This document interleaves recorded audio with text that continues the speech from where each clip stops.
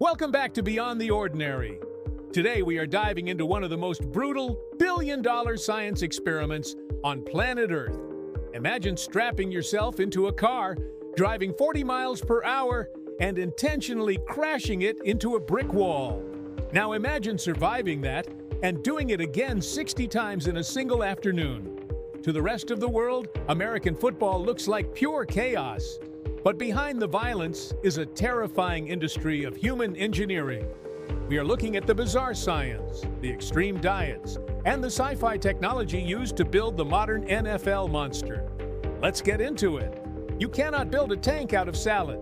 The men who play on the offensive and defensive lines, the literal giants of the field, weigh upwards of 300 pounds.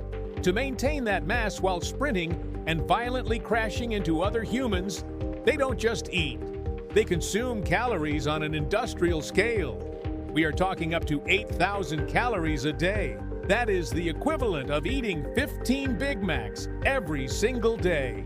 Their digestive systems are pushed to the absolute limit, forced to constantly process mountains of protein and carbohydrates just to prevent their bodies from cannibalizing their own muscle mass. It is not a diet. It is a full-time job of competitive eating. But they aren't just eating blindly.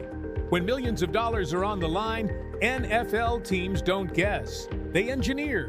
Modern players have their blood drawn regularly and their DNA sequenced to find the exact genetic optimal diet. Teams measure the specific chemical composition of a player's sweat to see exactly how much sodium and potassium they lose in a game.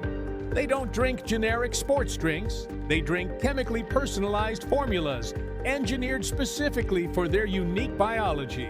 They are monitored like race cars, with scientists constantly tweaking the fuel mixture to squeeze out a fraction of a second of speed. However, the most bizarre part of the NFL isn't how they train. It's how they survive the trauma. A football game literally destroys muscle tissue and causes microconcussions. To heal fast enough for the next game, players turn to technology that looks like it belongs on a spaceship.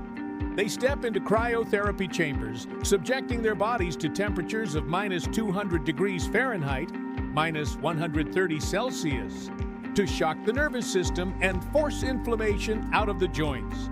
They sleep in pressurized hyperbaric oxygen tubes to force pure oxygen deep into their damaged tissue, accelerating the body's natural healing speed. It is a desperate, weekly race against time to put the machine back together. The NFL draft isn't just about picking athletes.